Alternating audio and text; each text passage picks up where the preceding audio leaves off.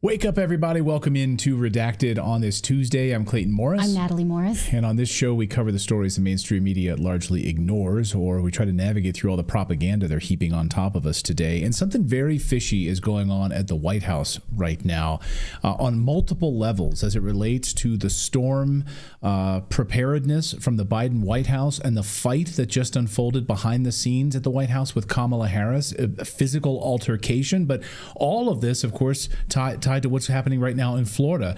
And Florida officials now saying, get out now.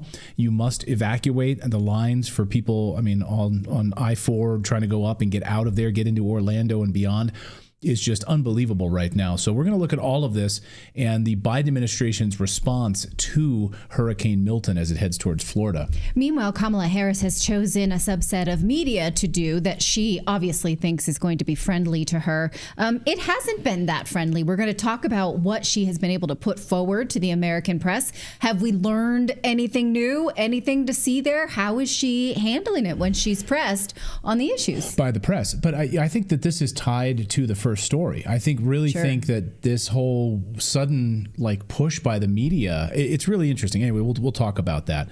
Also, plus the media is telling us that we hit peak obesity, which would be great in the United States, except it is because the pharmaceutical companies are selling you drugs that will give you lifelong diarrhea. So we're going to look at whether or not we should celebrate that. I would not celebrate lifelong diarrhea in any capacity. Is there any way to get nausea with that too, or is it just the diarrhea? Because I would want the combo package. I would want to be nauseous and have the diarrhea. Yeah. Nauseous and?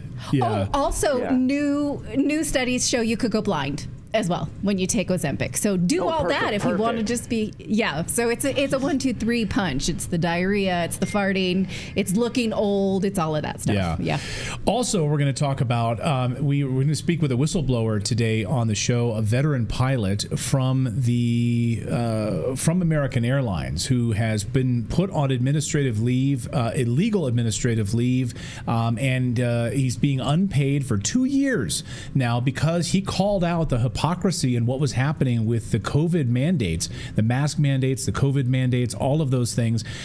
He's going to join us because it's absolutely stunning right now. He's actually suing the FAA now because of this illegal mask mandate and COVID mandate. So we're going to talk about that in just a moment. So we're going to get to all of that is everything all right? Yeah, yes. We apologize. You might hear our air conditioner just turned on, and I'm going to turn it off when we get to the news. All right, so we're going to do that in a second. But first, Halloween season right around the corner. One of the best ways to get into the spooky season is to throw on a good movie right now. And guess what? I love using ExpressVPN because we all have different streaming subscriptions out there, and a Halloween movie marathon can get expensive fast, but not if you have ExpressVPN. So let me change. This is what's really fascinating. You can actually change your online location, trick Netflix into showing different movies and TV shows that aren't normally available in the United States. And so I was able to use ExpressVPN the other day to jump into the UK, into London, and specifically get some content. There's a fantastic spooky content over there in the UK that you cannot get in the United States. All sorts of different movies. It's really fascinating. You can actually jump into Canada and get The Godfather, but you can't get it in the United States. What the heck? It's really weird. Anyway, ExpressVPN lets you change your online location, trick Netflix or any of your online streaming services into doing that. But it's not just about subscription services.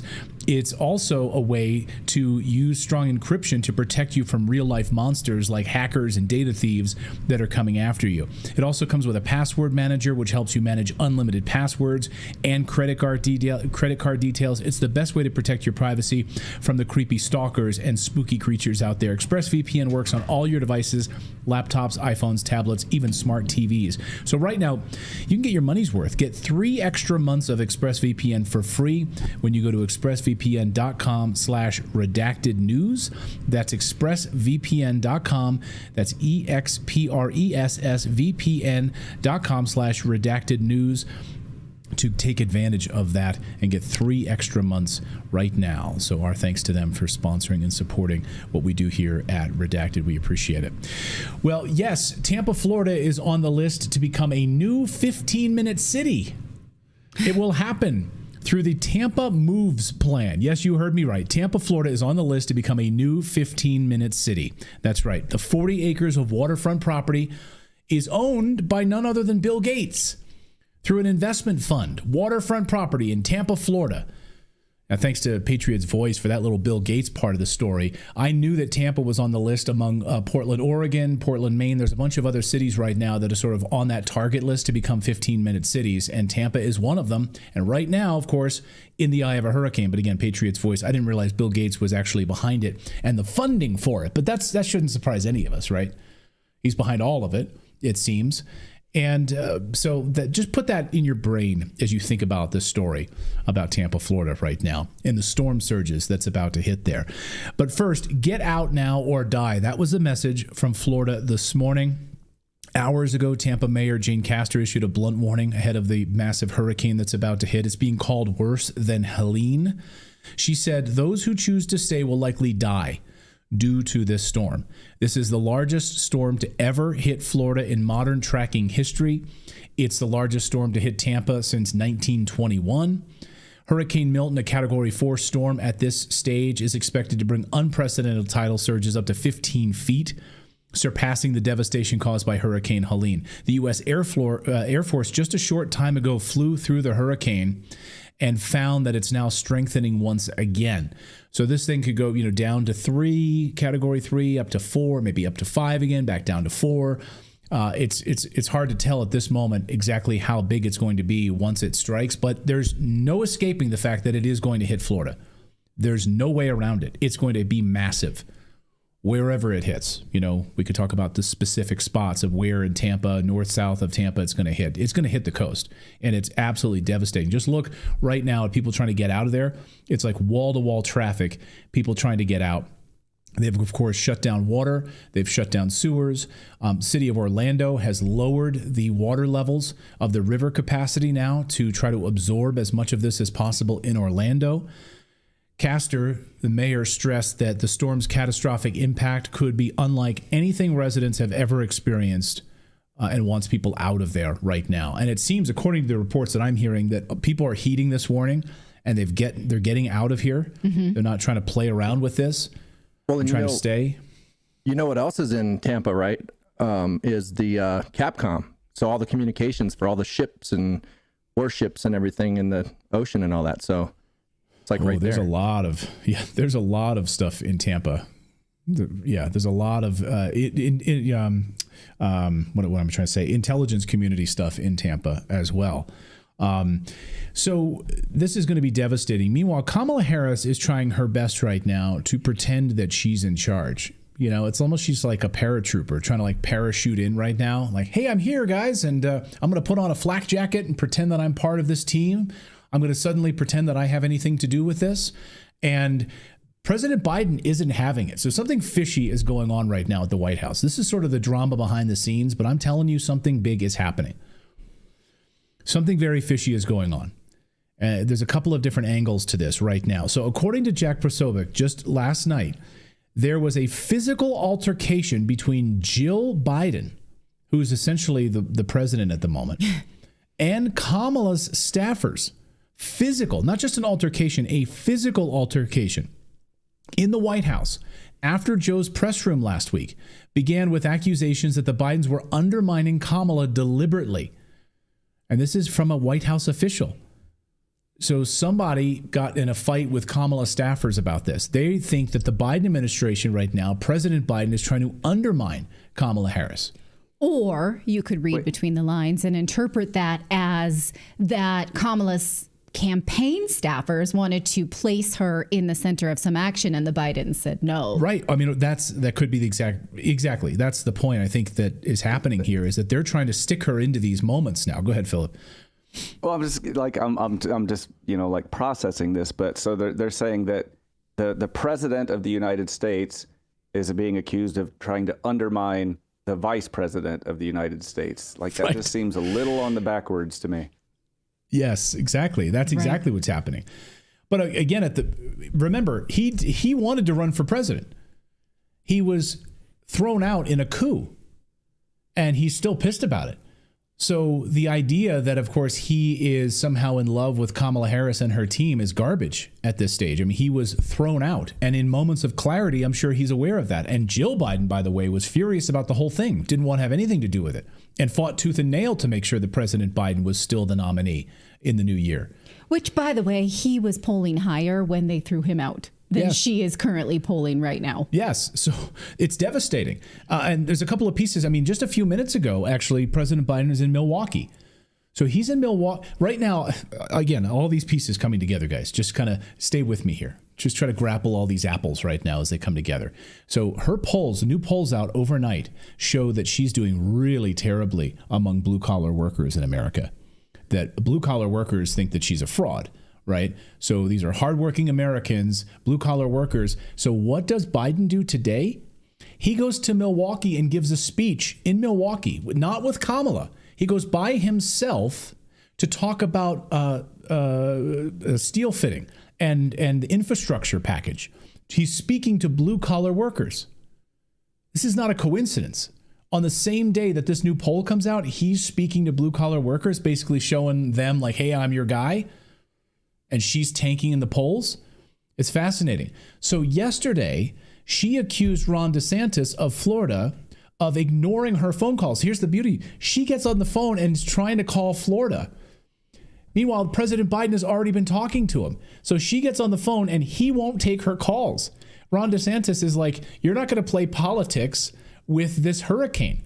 You're trying to jump on the phone now and pretend that you're in charge. You're somehow in charge of FEMA. You're trying to look presidential. You have no authority. Well, to be clear, the press said that she had called and wouldn't take the calls. He later clarifies that I don't know who he called. She's not involved. So watch her sort of faux outrage as she's playing politics and accusing him of playing politics when really that's what she's doing. Yeah, let's watch.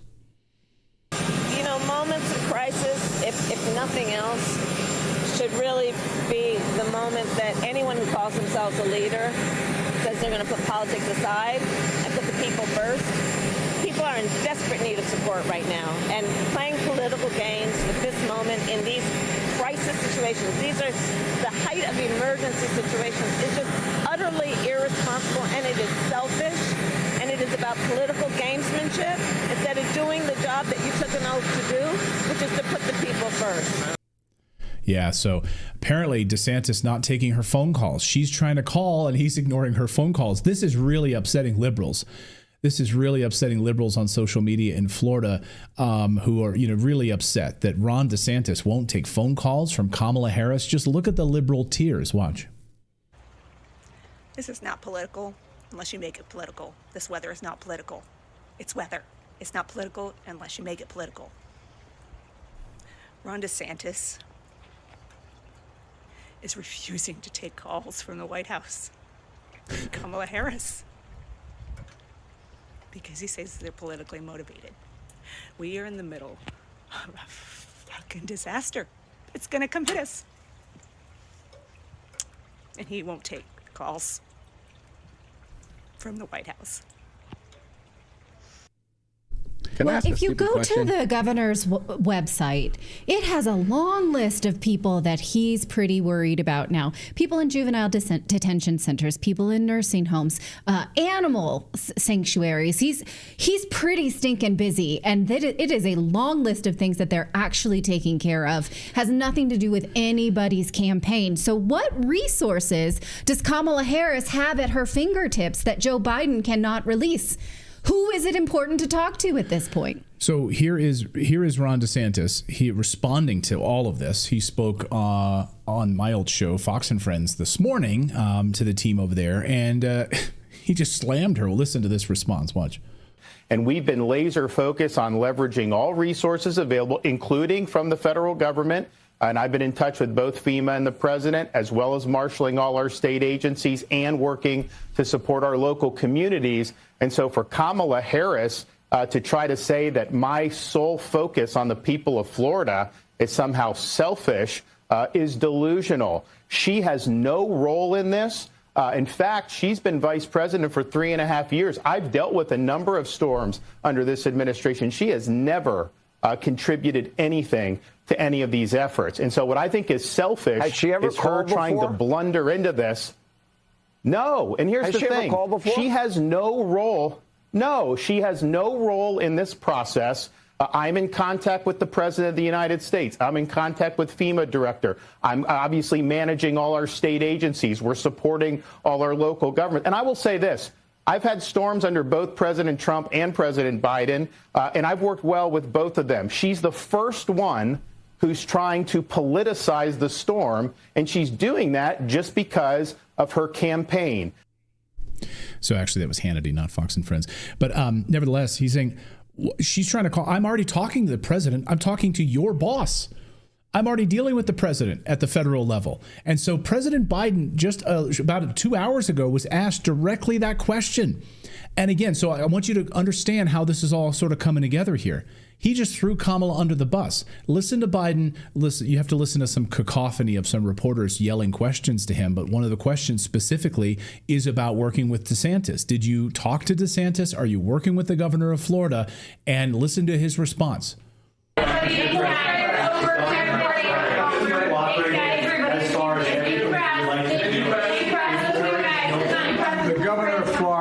Has been cooperative. He said he's gotten all that he needs. I talked to him again yesterday, and I said, no, you're doing a great job. It's all being done well. We thank you for it. And I literally gave my personal phone number to call. So I don't know. There was a rough start in some places, but every governor from Florida to North Carolina has been fully cooperative and supportive and acknowledged what this team is doing. And they're doing an incredible job. But we got a lot more to do. You can't have it both ways. She can't be in charge of the country and not take responsibility for the country. So that's her campaign. She's done great things as vice president, but everything bad she's not responsible for. She has no leverage on FEMA. The president is still alive and working, but she wants to be involved in FEMA and also show that she takes the credit. So, yeah, so okay, maybe she which one is it? Head to the border now. Just go. If the hurricane stuff is all taken care of by Biden and the governors, head to the border. Let's focus on that now. Right. Well, she was just there, and for the second time, really, or really the first time, because the first time she was in a holding area. But yeah, I mean, so she's either taking care of FEMA's response, a big part of the hurricane response, both in Hurricane Helene and what's going on in Florida, or you're not involved with it. Or there's a third way, which is you go on The View and you somehow blame the federal government's response on Hurricane Helene. You've got to figure out a way to blame it on President Trump, of course, because he's not president. Watch. Kamala, and I'm calling you Kamala because for all of those who are mispronouncing it, I want you all to know how to say it. There you go. But let's talk about something you would do different from Donald Trump. Right now, there is a monster storm barreling towards my state of Florida, a place that's still reeling from Hurricane Helene. Trump is lying, claiming that the Biden administration is intentionally withholding aid from the areas where Republicans live and that FEMA funds are being redirected to migrants. Ironically, that is something he did in 2019. What do you think the effect of these lies are, and why is he doing this? Well, it's profound, and it is the height of irresponsibility and, frankly, callousness. So lives are literally at stake right now. I traveled to Georgia and to North Carolina after Hurricane Helene. In Georgia, I met a woman who just days earlier, her husband was killed in their home by a fallen tree. Days later, I met with her and her daughter. You can imagine the pain, the shock that they are still in about what they experienced, what they witnessed. I mean, we're talking about real human beings and their lives, and them losing everything. Everything. This woman lost her husband, her child lost her father. People are losing their home with no hope of ever being able to reconstruct or return.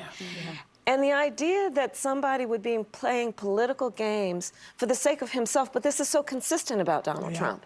He puts himself before the needs of others. I fear that he really lacks empathy on a very basic level to care about the suffering of other people and then understand the role of a leader is not to beat people down, it's to lift people up. Absolutely. Especially in a time of crisis. Yeah. Okay. Then put on some sweats and go hand out supplies and stop doing all these press junkets. Yeah, shovel some sand then into some bags. How about that? Show us how human you are.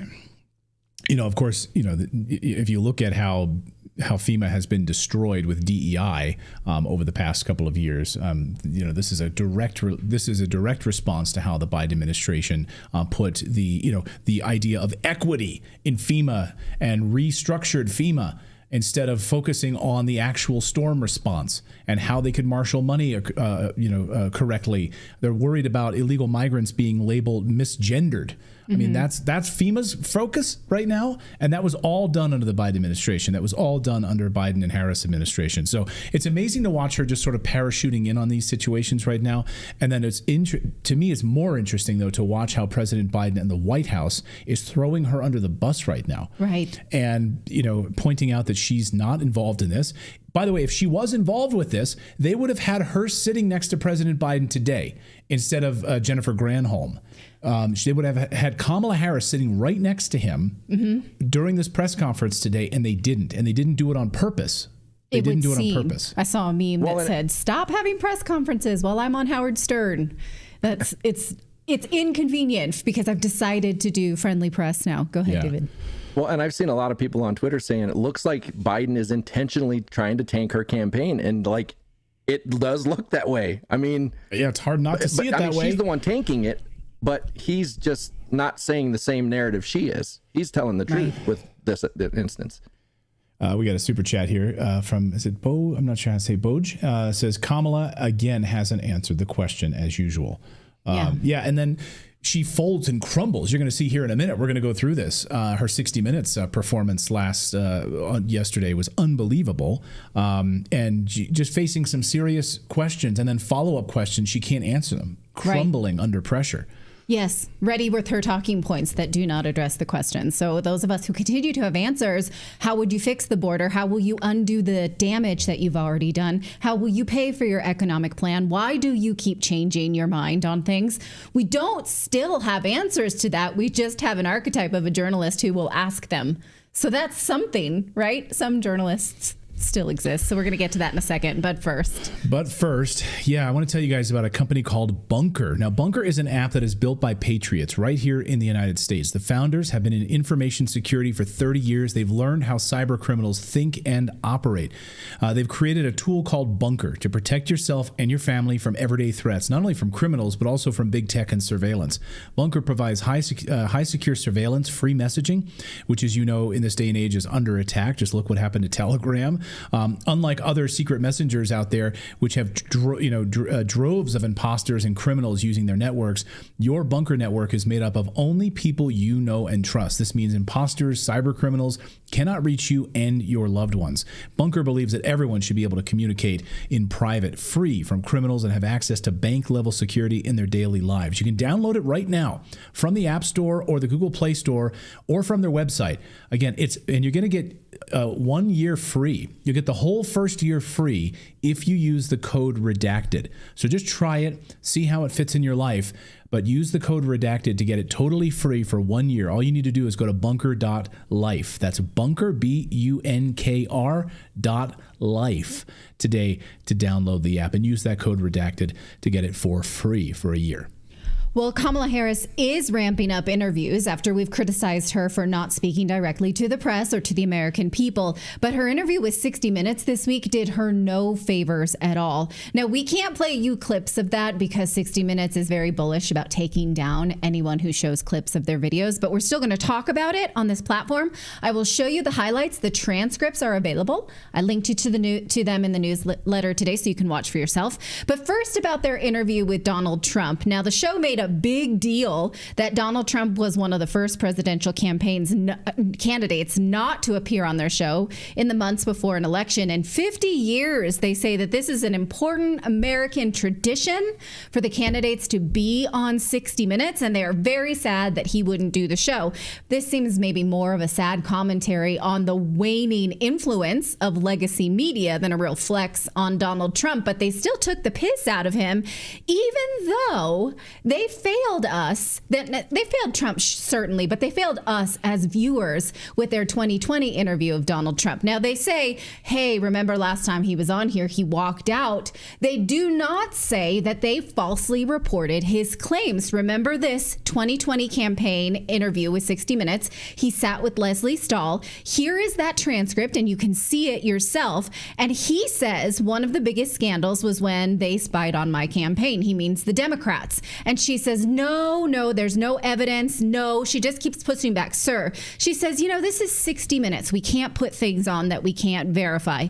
Well, it turns out that his campaign was spied on by the Clinton campaign. We learned that in the FBI's own Dunham special counsel investigation. In fact, they indicted a man for doing just that. Now, 60 Minutes should apologize to the viewer, or at least tell them, hey, last time he was on, we pushed back on things he said that we thought weren't true because we didn't bother to investigate it because he said it. Those things turned out to be true. We're going to do better this time. We owe you an apology. I mean, less, again, to Donald Trump than to us, the viewer, because they're saying those things weren't true. They were lying to us. She also pushed back on the Hunter Biden laptop and the fact that the Bidens had accepted money from abroad. Here is how they said, these things are... He pushed us on the lack of coverage of the unproven and unverified charges about the Bidens receiving money from abroad. But those things also turned out to be true. We have seen evidence of that from the House Judiciary Committee and the evidence they presented that Congress doesn't want to really move on, and neither does the Justice Department, but they exist. We've seen the proof. So would you do an interview with them after this? They owe us an apology. They owe Trump an apology. They never investigated those things. They just wanted to say, we haven't seen that, and we won't, and you're wrong, and we're just going to keep saying no. Well, maybe since they were so off base on Trump, Kamala Harris thought that they would be friendly to her, and she was wrong. In fact, 60 Minutes host Bill Whitaker came at her for all the things that we have wanted answers for. It was really something to see. He pushed her on the border wall. Here is what she said. He said, there was a historic flood of undocumented immigrants coming across the border for the first 3 years of your administration. Was it a mistake to loosen the immigration policies as much as you did? And she says, well, blah, blah, blah, blah, blah. You can read it for yourself. And he comes back at her. He's not having it. He says, well, no, what I was asking, was it a mistake to allow this in the first place? Well, blah, blah, blah. And he says, but the numbers did quadruple. Well, the numbers today, he says, under your watch, should you have done that? He is a dog with a bone. And she says, well, immigrants, fentanyl, blah, blah, blah. And he says, again, should you have done that? She continues to push this answer that Congress needs to solve this and not her, which doesn't make sense because her administration lifted the requirements for immigration and opened the floodgates. They didn't use Congress for that. They just did it. So how can she say, we just took the power to do it, but we need Congress to undo it? It makes no sense. On day one of his presidency, they undid through executive orders, they undid all of those Trump border policies. Which was a campaign promise that she herself advocated for. In fact, she advocated for more during her own candidacy before she was named as the vice presidential candidate. So again, I'd say that's what she's running on now. She's saying she's going to fix the border. Like, she will fix the border. That's what she is saying. Yeah. She is going to fix it.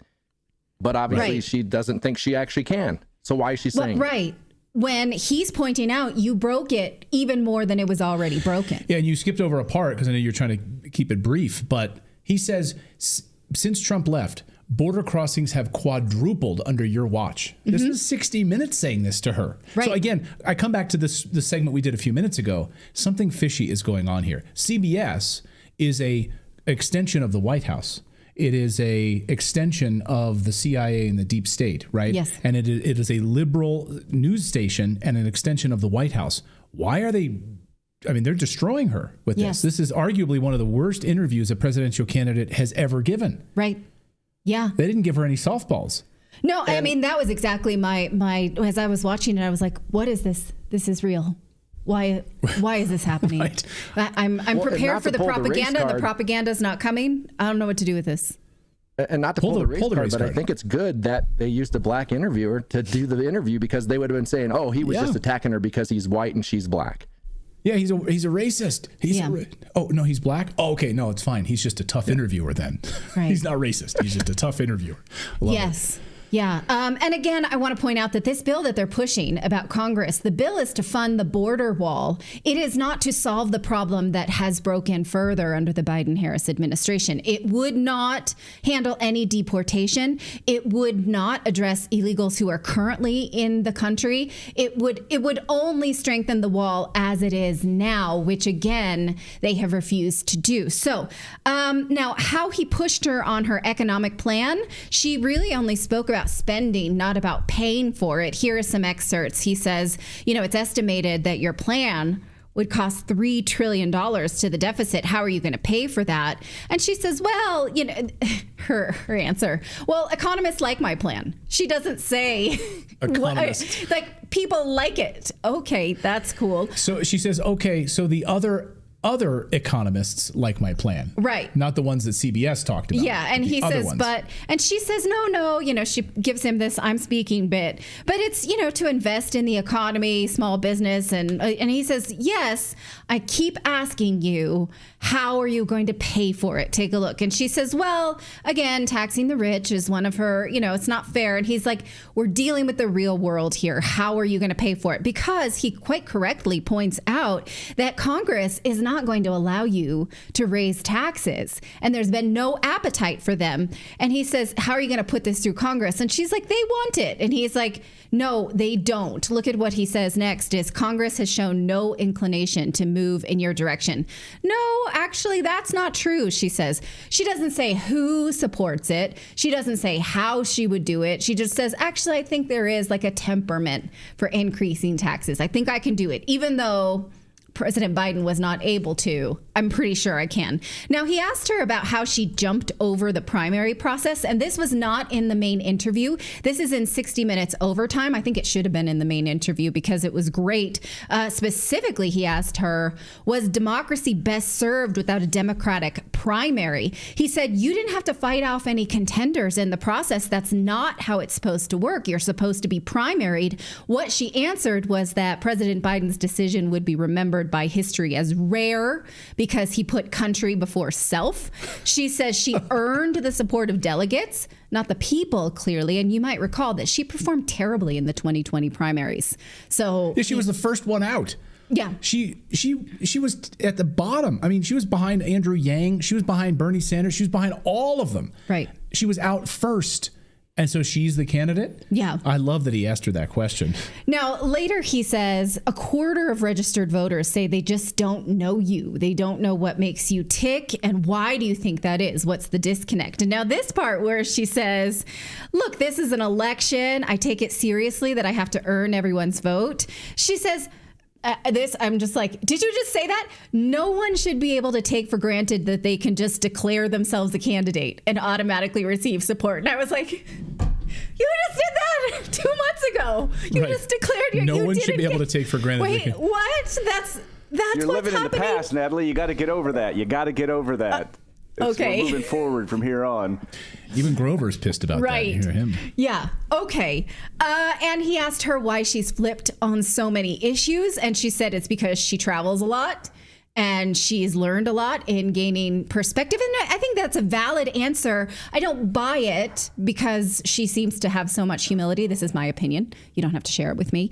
But yeah, it could be true. You gain humility and perspective from meeting people.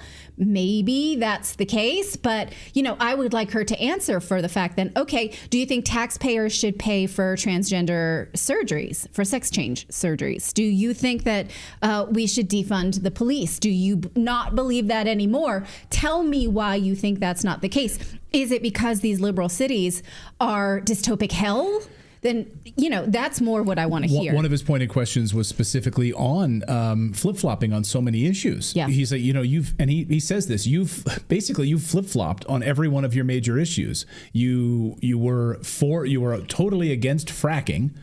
And she sat there. She didn't jump in. He said, you were totally against fracking and now you're for it. You were totally against a border wall and now you're for it. Mm-hmm. You were, what else did he say? You were totally against, there was a couple of things. It escapes me at this moment. There was a whole bunch of them. And she just said, and then she just sat there wilted. She's like, oh, this isn't going to be the interview I thought it was going to be. Yeah. 60 Minutes is dead. So many people in the chat are saying it's dead. It has been for years. Exactly right. Maybe this is 60 Minutes trying to revive itself once again by doing actual journalism. Look, we both went to journalism school. It was presented to us as the gold standard of journalism in journalism school in the early 2000s when we were in school. Right. And so Clayton and I have always had this reverence for it. And it's a gut check back to us. Yeah. When we were baby journalists just out of college, and now having seen them not apologize for lies, I'm not happy about that, but I don't know how to feel about the fact that there's one left. There's one person left who's willing to push for the truth. This reporter, Bill Whitaker, is welcome on Redacted if they punish him for it. I want to say that. Now, there is also, I cannot show you this, but there's evidence that her answer on Israel was edited in order to make her seem more favorable towards Israel instead of what the whole Biden administration and the State Department seems to be displaying to us is the fact that they cannot influence Israel, but they will not withhold aid. That's the story. And so the video that CBS then put out on their website is an edited version of her response. You can actually watch the unedited version of her response. I don't understand why they would edit it. I don't get that at all. Yes. Okay. Yeah. She talked about guns too. Oh, sure. You want to talk about So this was Bill Whitaker asked her about guns, because she's flip-flopped on this position, right? So she talked all about, he's like, do you have guns? You use guns? She's like, yeah, I have a Glock. And okay, which Glock? Because if any Glock owner would probably, give you the numeral afterwards. Is it a Glock 19? I mean, Glock makes 50 different guns. Which one is it? How often do you fire it? Do you use it on a regular? So if you ask me, what gun do you have? I'd say, I'd name the gun that I use and the, X365 or whatever it is, right? But she's flip-flopped on the magazine issue. And I was going to show you a magazine here, but according to YouTube's terms of service, we'd get in deep shit. So we can't show you that. This is crazy. I mean, this is how YouTube is. So I'll just show you my range bag here, but, inside. What are you doing? I was going to say, because I was going to bring out a magazine and show it, but I can't show it. You want to show what a gun owner actually talks like when they... No. Okay. I wanted to point out a magazine because she specifically wants to eliminate high-capacity magazines. Well, as a Glock owner, you would know that that's it holds 10 rounds. So anything over 7 is basically what she's looking to ban. Mm-hmm. So she'd be banning her own gun. Right. Okay. So Bill Whitaker didn't push her on that. I would have loved for her to have talked about that. Maybe he doesn't know. Well, maybe he doesn't, but he seemed to know a lot of other things. But she's like, oh yeah, you shoot it. What did she say? I shoot it at the range, or he said, have you ever fired it?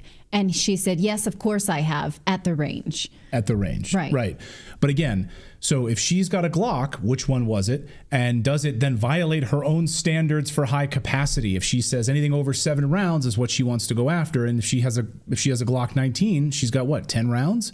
So she'd be basically eliminating her own gun. She's like, I would never want to take your guns. I'm a law-abiding gun owner. I'm a registered gun owner. Mm-hmm. Right. So your own policy then would eliminate the gun that you have in your own house, is what I'm saying. So the hypocrisy is thick with her on so many different issues. The gun issue is one of them. Okay. So many people online, of course, who are gun owners who are way more fluent in gun language and usage than certainly I am.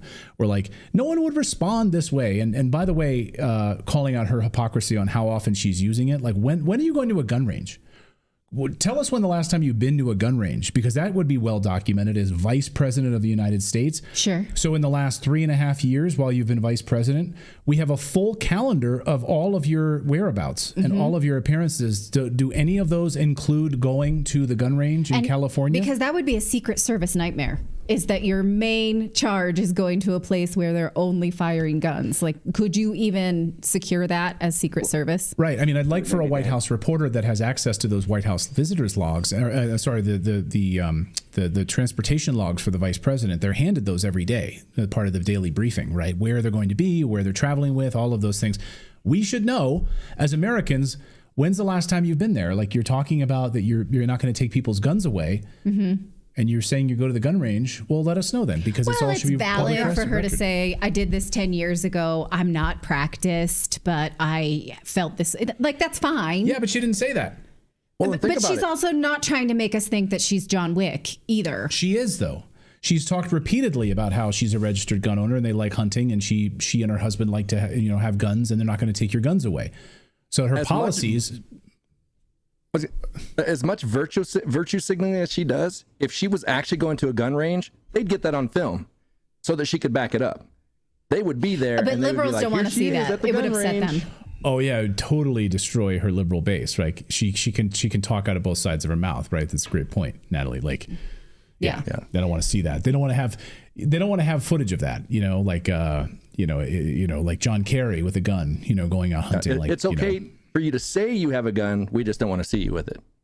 Right, exactly. Sure. Okay, so she, while President Biden is doing serious press conferences about the hurricane this week, she is doing other, I want to say, friendly media. She was on The View. We showed you that earlier. She was on Howard Stern this morning. She will be on The Late Night with Stephen Colbert.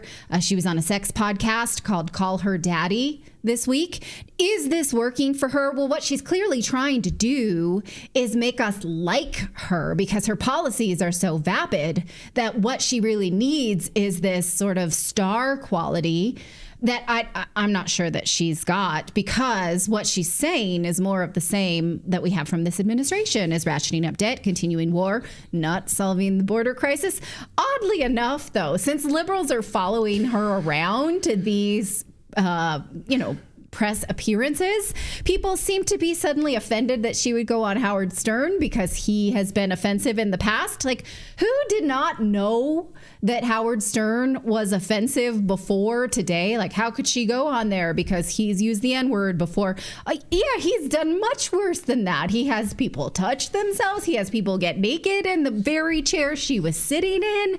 He has had fart contests. Like, why is this all of a sudden? Suddenly people are shocked. Suddenly people are shocked that she would do Howard Stern, when, again, Joe Biden did Howard Stern about 2 months ago. Go ahead, David. Well, and in 2008, Howard Stern went on a tirade saying he was never, ever in his life going to vote Democrat again. Even if God was to become a Democrat, he would not vote Democrat. Like, he was on a tirade about it.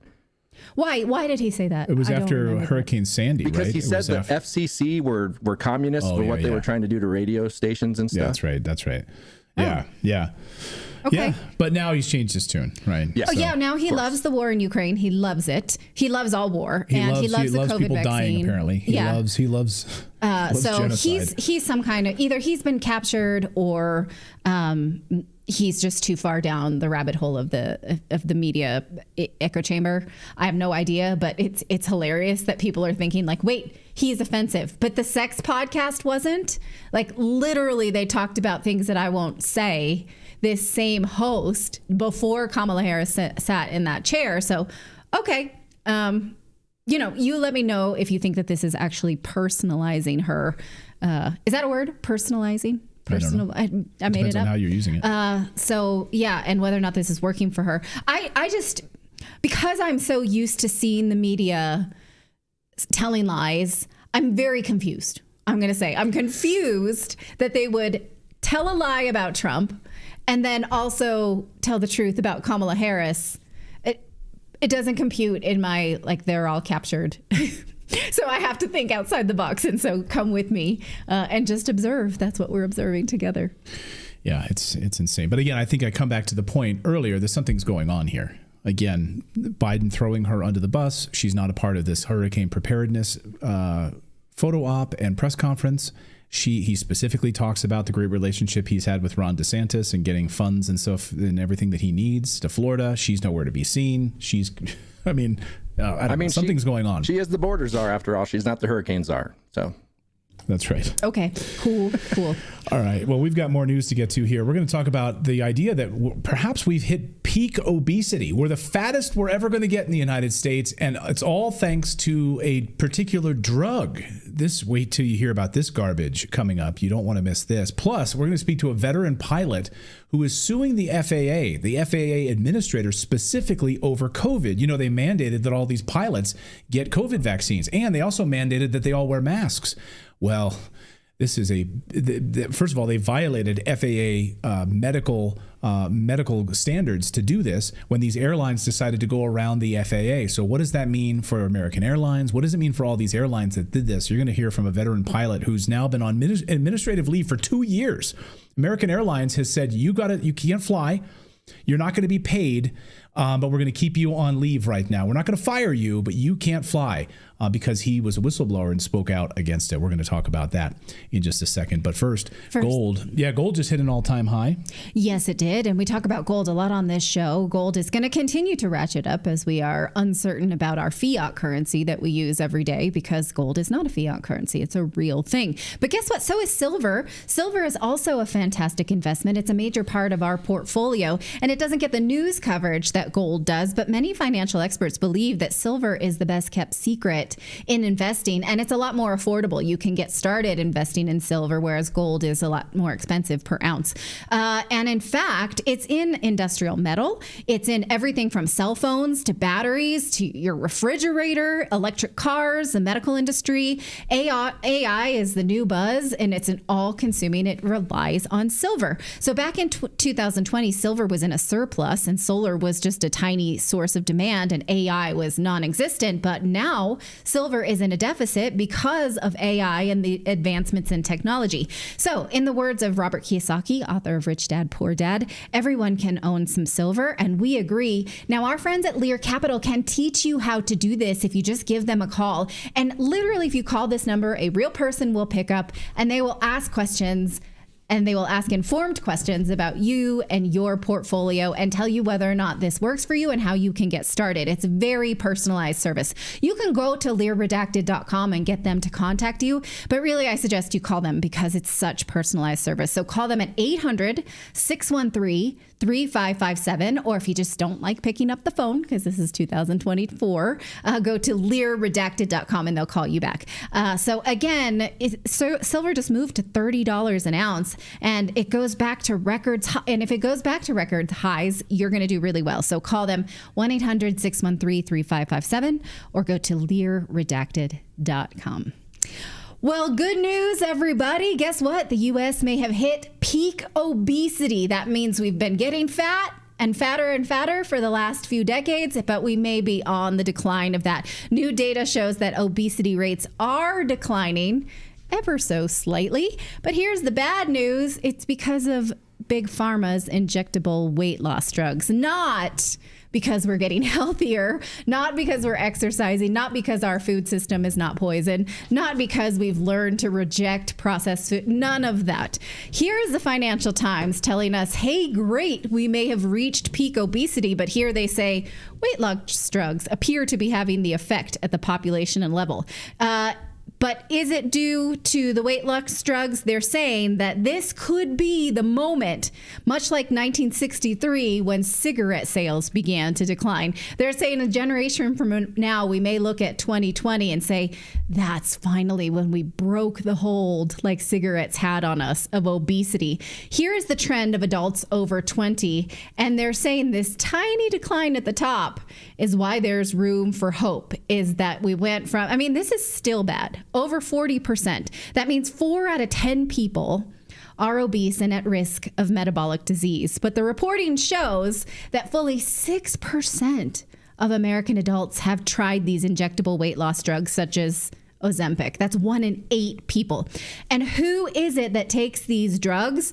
Mostly upwardly mobile, college-educated people. And the data shows they are the same people who incidentally see the biggest decreases in obesity rates. Now, the top article says that this is just magic. It's absolute magic because Americans have not been able to be warned away from processed food like they were from cigarettes. You say, it says, what makes this remarkable is that in contrast to the mechanisms behind the decline in smoking, which was that public health warnings and tax and bans, with obesity, one single pharmaceutical innovation has done what those methods have repeatedly failed to do. Now, do you think the government has really tried to disincentivize poor eating? I don't see that. I don't think that's the case. So they're saying, we gave it our best. We tried public service. We tried tax incentive and bans, but Americans just can't put down the junk food. I don't think we did give it our best. I don't think at all that happened.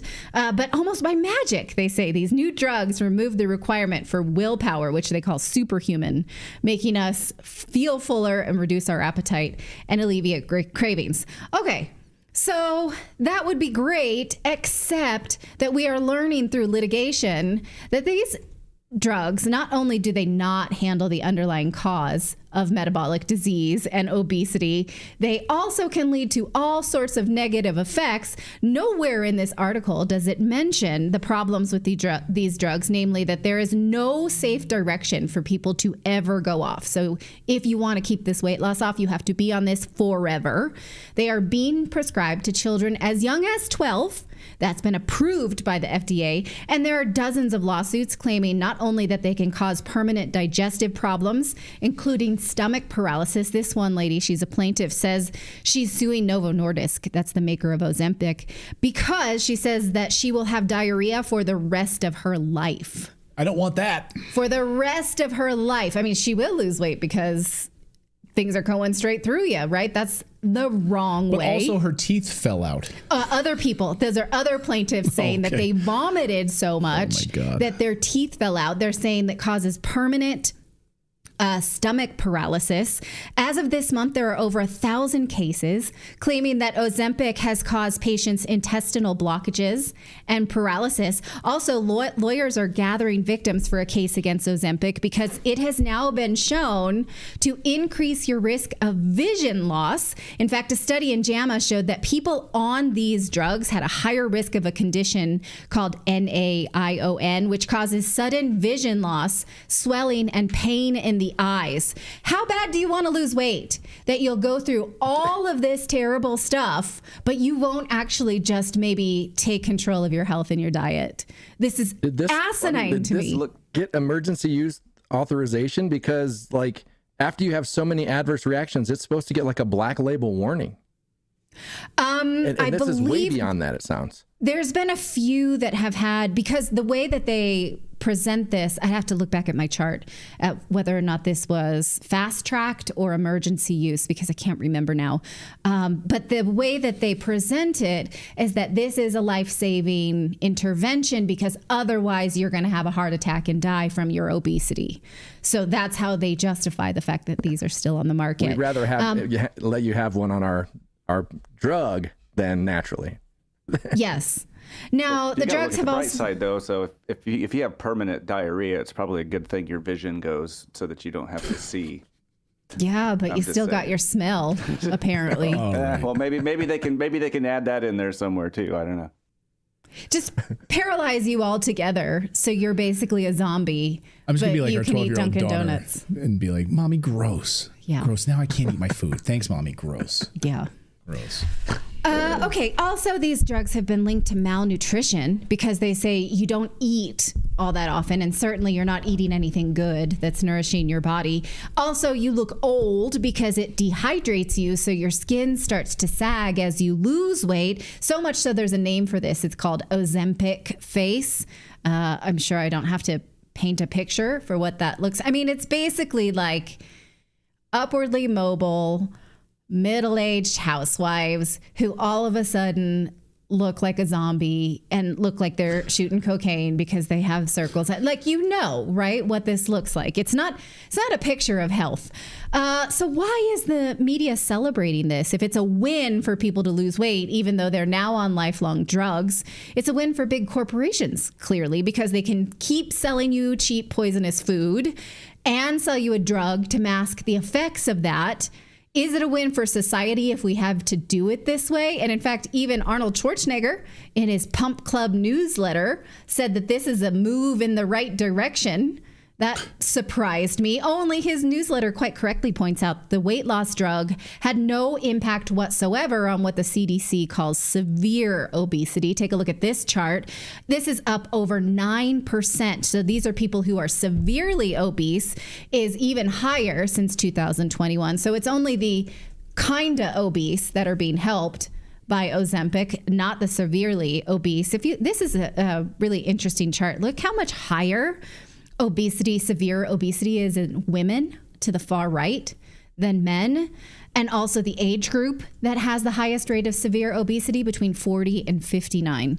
So I don't know, can you celebrate? Is it time to pop the cork on the champagne to celebrate peak obesity when one, it has to do with this really dangerous drug and it makes you a lifelong client of that drug, and it does not mask any of the issues that are causing obesity? Do you want to celebrate this? It's weird that the media does, right? No, it's not at all, because this is exactly what they want. They want to, from cradle to grave. This is exactly what they want. From cradle to grave, this is what they want. They want you to be addicted to their statins, to all of these other things that you require.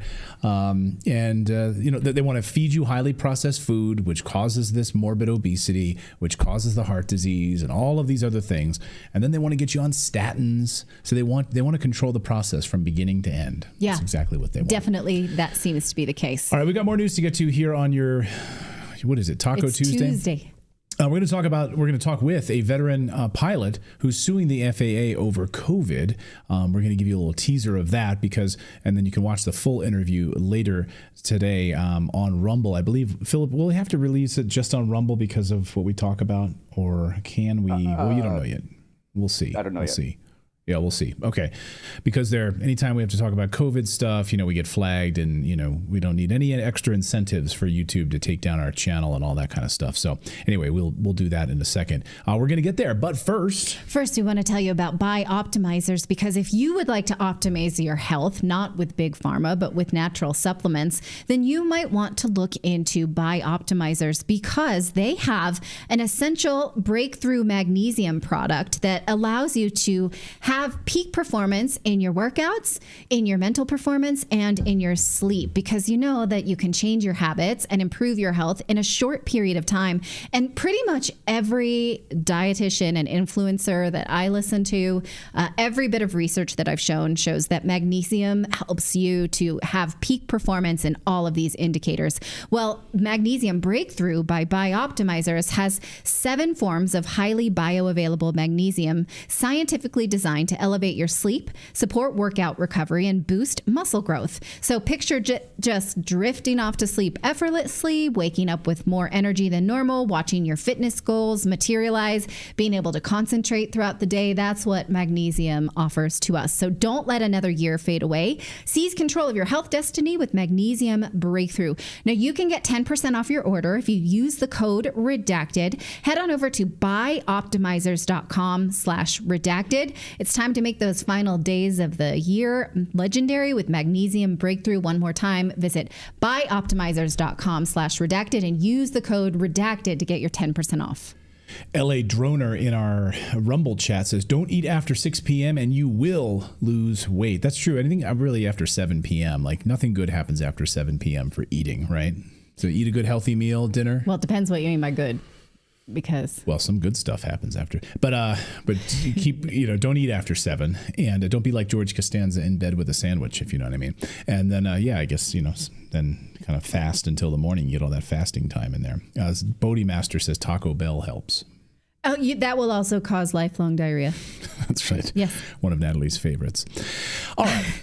Well, American Airlines destroyed this pilot's career for whistleblowing their illegal COVID mandates. First, it started with the masks. And the reason that the masks were so problematic is that it actually inhibits a pilot's ability to fly and do their job, the oxygen in their blood. Well, he called foul on that. Then when they started mandating the vaccines, he called double foul.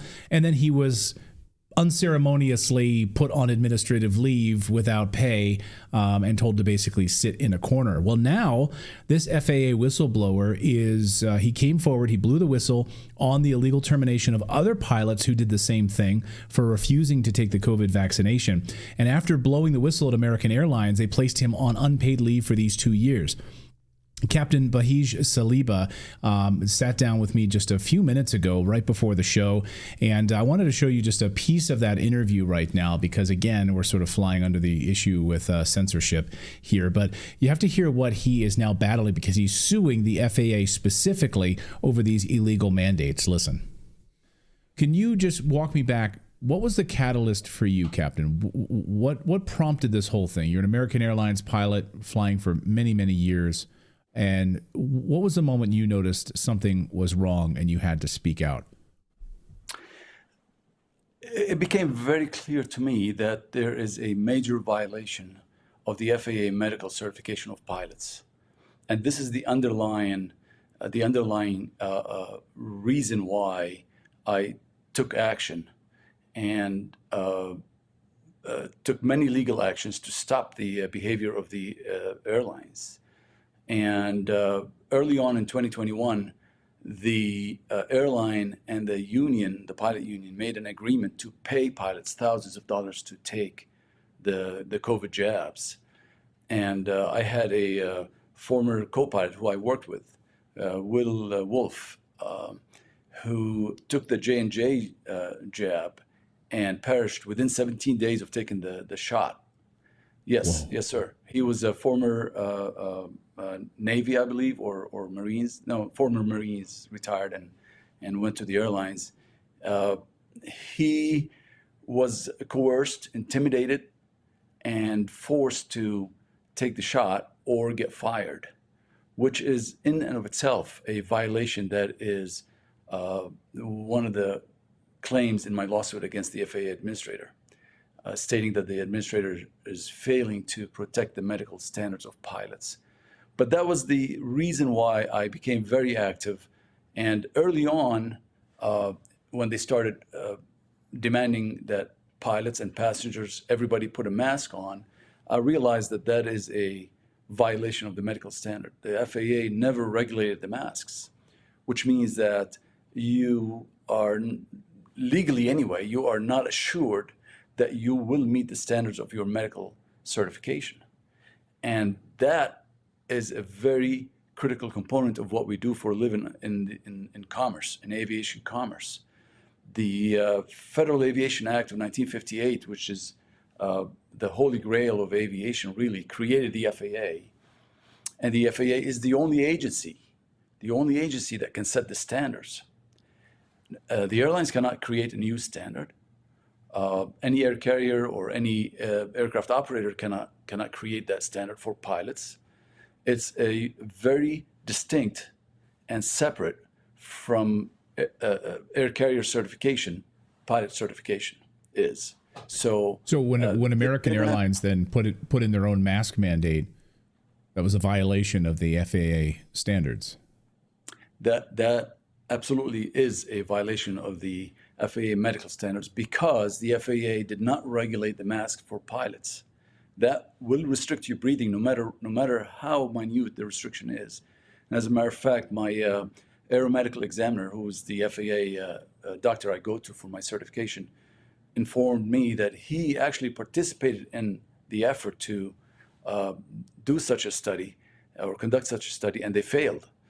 They couldn't do it because the masking varies across different material, the restriction, breathing restriction. Some masks obscure odors, some don't. So it was not possible to do it. So the FAA never did it. So it was hurting the pilots. It was inhibiting the pilot's ability to do their job. It is legally and otherwise. I know of pilots that walked around with an oximeter. They would put it on their finger to make sure that they have enough oxygen levels in their bodies before they performed any duties. That is a violation. They knew that their standards, the medical standards, were not met, and they continued to operate aircraft The difference between all these pilots and myself is that I invoked my authority under my medical standards. So under the medical standards, under the FAA guidelines, you said, I'm not doing this. I'm not getting a COVID vaccination, and I'm also not wearing a mask. Absolutely. And what did American Airlines do to you at that point? And what date are we talking here? Like, I'm just trying to wrap my head around the when in the pandemic cycle all of this happened. This was back in 21, December 6, 2021, is when they pulled me off duty and subjected me to one discipline after the other, took away benefits that were negotiated in the contract, collective bargaining agreement, and then later put me on full unpaid leave as of August 19, 2022. And they pulled every trick that they have to retaliate against me. However, because I invoked my medical... Yeah, go ahead. Sorry, I didn't mean to interrupt. I just want to understand American Airlines' position on this. What did they say to you? I mean, you're invoking the FAA medical standards. It's like, that's correct. Your Bible, your Constitution, essentially. Absolutely. And what did American Airlines say back to you? During the discipline process, I actually offered them full authority of my medical if they could show me that they have authority, and they rejected that offer because they don't have authority. However, they continued the retaliation, and it is understandable. I understand their position because what they did is extremely unlawful, and so unlawful that it affects every passenger who boards an airplane today. And this is what I would like to talk about. Yes. The masking was the prelude for the injections, and in cooperation or collaboration with the union, I saw that coming, and I tried to warn as many pilots as I could that, hey, this agreement with the union is not good. You are actually violating the Act, the Federal Aviation Act of 1958, which is the master document that is used in aviation. It created the FAA, and safety is mentioned 47 times in the document. Okay, so let me talk about that a little bit. The FAA administrator is not allowed to have any financial interest in any airline or aviation enterprise for a reason, because every decision he makes has to be unadulterated. It has to be safety oriented. So he cannot have any financial interest anywhere else. That goes to common sense that pilots are also subject to that intent of Congress. They should not be coerced. They should not be incentivized or otherwise to make such decisions by the air carriers. So that in and of itself is a very basic violation of the rule of law. And the FAA knows that, and they just turned a blind eye to it. I mean, it was in the public domain that airlines were forcing pilots to take these untested, unproven medical treatments. And many pilots have been harmed and damaged by these shots. And they are actually flying aircraft today. There are many pilots who are injured, who are actively flying aircraft.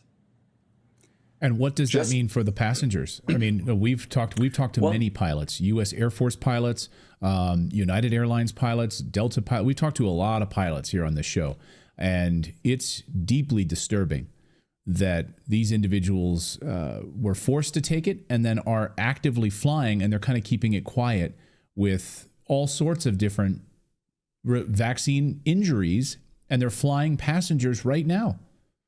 Yes, that is correct. Let me explain what that means to passengers. From the legal angle, from the legal aspect of this, okay? The medical certificate is not just a medical certificate. It is a contract between the pilot and we the people. We the people created the law, the Federal Aviation Act of 1958, and we the people have given authority to the pilots to carry us across the countries. And we gave them authority to maintain their medical standards as dictated by the FAA. So a pilot we are not allowed under the law, if you really study the law, we are not allowed, and we should not allow anybody to impose any medical treatment on us. It's not only the COVID shots, any medical treatment, it doesn't matter, because they are interfering in that contract between us and the people. So my analogy is, imagine a cook for a king is ordered to prepare a meal with the ingredients given to him. Well, that may cause the king to die, for example.